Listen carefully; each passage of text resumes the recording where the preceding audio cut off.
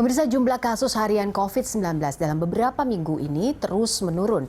Jika pada bulan Februari jumlah kasus harian COVID lebih dari 10.000, kini sudah berada di bawah 5.000 meski tes antigen sejak 2 Maret lalu sudah dihitung dalam data harian dari COVID-19. Jumlah kasus nasional COVID-19 di Indonesia cenderung menurun. Pada 31 Januari 2021, kasus aktif COVID ini mencapai lebih dari 175.000 kasus dan terus menurun hingga 14 Maret 2021.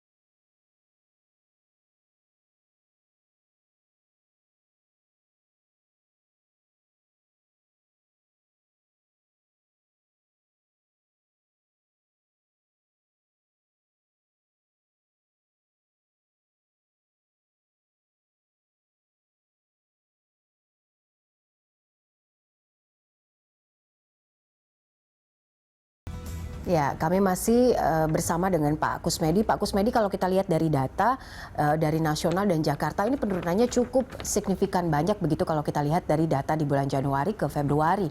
Nah, untuk tesnya sendiri, tracking dan juga tracing, apakah saat ini memang masih banyak atau memang datanya betul-betul mengalami penurunan? Pemeriksaan PCR memang mulai menurun ya, karena memang di beberapa tempat pemeriksaan PCR cukup susah. Tetapi sekarang ada Permenkes baru yang memperbolehkan kita menggunakan antigen. Antigen pertama lebih murah, kemudian hasilnya bisa ditunggu antara 10-15 menit, kemudian hasilnya bisa langsung diketahui pada saat itu. Sehingga sebenarnya testing itu cukup banyak dilakukan. Saya masih kurang tahu, saya sedang mencoba mencari tahu apakah penurunan itu karena antigen tidak dimasukkan, karena kebanyakan dari PCR berubah menjadi antigen, sehingga angka antigen itu belum dimasukkan ke dalam sistem pencatatan NAR. Tetapi kalau PCR-nya memang betul dia agak menurun belakangan ini, dan moga-moga bukan karena pengadaan reagennya terlambat, tapi saya rasa beberapa masih tetap dilakukan seperti itu. Mungkin angkanya yang harus kita lihat kembali. Pak Kus, beberapa waktu lalu yang saya dengar adalah Menteri Kesehatan sempat bilang bahwa tes, tracking dan juga tracing ini akan terus ditambah begitu karena kondisinya kita mau melihat seperti apa data yang sebenarnya di lapangan. Kalau pantauan Satgas sendiri saat ini di lapangan, PPKM ini cukup berpengaruh tidak terhadap penurunan angka positif COVID di Indonesia. Kalau kita lihat kan sekarang tempat-tempat wisata sudah mulai dibuka, jalanan juga semakin macet. Ini seperti apa di lapangan yang sebenarnya, Pak Kus? Iya. Kami dari Satgas sedang membuat model di 7 titik ya, di 7 desa, di 7 provinsi kita buat model PPKM yang kita harapkan dengan pemberdayaan masyarakat, dan kita libatkan semua masyarakat yang ada di desa itu untuk melakukan gotong royong dalam menangani masalah COVID itu sendiri. Nah, kalau berhubungan dengan masalah hal tersebut, ternyata kita punya evaluasi setiap hari Jumat kita melakukan evaluasi khusus tracking, sedangkan setiap hari Minggu kita melakukan evaluasi terhadap seluruh Satgas di seluruh daerah di 34 provinsi kita lakukan evaluasi dan ternyata PPKM berskala mikro di daerah-daerah itu dilakukan begitu masif. Artinya semua lurah, semua aparat desa, kemudian juga Babinsa, Bambin Kamtipmas, teman-teman dari relawan, entah itu dari PKK, dari tokoh masyarakat, tokoh agama, kemudian pemuda-pemuda desa, itu mereka aktif untuk melakukan kegiatan tersebut sehingga kelihatan dari yang tadinya mereka adalah daerah-daerah merah, sekarang daerah merahnya tinggal sedikit, rata-rata orange, dan bahkan beberapa daerah itu sudah kuning hijau. Jadi memang kalau kita mau bicara itu mah nggak ada artinya. Kita melihat sendiri di lapangannya seperti itu. Jadi yang masih ramai memang yang di kota-kota besar seperti DKI, Jawa Barat pun itu cuma di titik tertentu seperti Bandung, mungkin tempat wisata saja seperti Puncak mereka sudah bisa menurunkan sampai di kuning.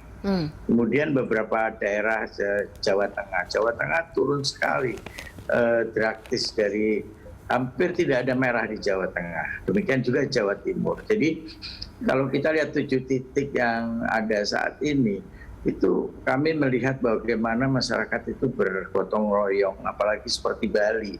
Mereka hidupnya sangat tergantung dengan para wisata. Kemudian mereka semua mulai dari pecalang, pemimpin-pemimpin desanya, tokoh agamanya, masyarakatnya semua berupaya untuk bagaimana Bali itu lepas daripada COVID sehingga para wisata mereka bisa berjalan kembali dan mereka akan bisa hidup dengan kondisi tersebut. Karena memang akan sulit memilih antara ekonomi ataukah kesehatan. Tetapi mau tidak mau kesehatan tetap harus menonjol di depan untuk menyelesaikan semua masalah sehingga ekonomi dapat menyusul untuk dijalankan berikutnya. Baik, Pak Kus, permasalahan yang sering mengemuka saat ini adalah banyak juga masyarakat yang belum percaya akan vaksin dan banyak juga yang menolak untuk divaksin. Apa sosialisasi yang dilakukan oleh Satgas dan juga rencana ke depan untuk menengahi persoalan ini? Ya, memang pada awalnya seperti itu ya. Jadi, tapi makin lama makin seperti sekarang. Ternyata ramai di medsos, foto saya sudah divaksin, ada kakek nenek umur 99 tahun divaksin, mereka tidak mengalami gejala apapun terhadap vaksin tersebut. Kemudian teman-temannya jadi percaya, kemudian mereka berlomba-lomba untuk ikut bagaimana melakukan vaksin. Vaksin pun juga merupakan sesuatu yang harus kita mulai dengan inisiasi baru ya. Harusnya kita bisa mulai, misalnya kalau dulu saya masih ingat pada waktu masih di Dinas Kesehatan, kalau ada hari rokok, semua organisasi masyarakat rame-rame mendukung untuk anti rokok. Ada hari kanker, semua organisasi masyarakat melakukan itu. Jadi apa salahnya kalau sekarang kita kumpulkan lansia-lansia di kampung kita, maka organisasi itu mengorganisir kegiatan tersebut untuk mengantar lansia untuk diimunisasi. Demikian juga dengan tentunya nanti teman-teman dari mahasiswa sudah mulai masuk kuliah. Sebelum masuk kuliah rame-rame diadakan kerja sosial untuk melakukan vaksin di sekolahnya. Jadi hal-hal yang semacam itulah yang tadi yang saya sampaikan, bahwa bahwa pandemi ini hanya bisa diselesaikan dengan kita bergotong royong. Dan gotong royong itu adalah budaya kita, budaya orang Indonesia asli. yang tidak ada di mana-mana sebenarnya hanya ada di kita, dan itulah yang kita diingatkan mungkin oleh Allah Subhanahu wa taala bahwa kita memang harus bergotong royong semua. Oke, baik. Nanti kita akan lanjutkan lagi perbincangan kita dengan Pak Kusmedi dari Satgas COVID-19. Pemirsa, mulai tanggal 2 November 2022, Berita Satu News Channel dan seluruh TV di Indonesia ini akan bermigrasi ke siaran TV digital. Nah, saat ini siaran TV ini berlangsung secara simulcast atau siaran melalui frekuensi analog dan digital. Agar Anda bisa menerima siaran Berita Satu TV, gunakan TV digital atau beli set-top box untuk menerima siaran TV digital. Dengan siaran TV digital ini, gambarnya akan menjadi lebih bersih, jernih, dan juga canggih. Pemirsa Lunch Talk, kami lanjutkan sesaat lagi.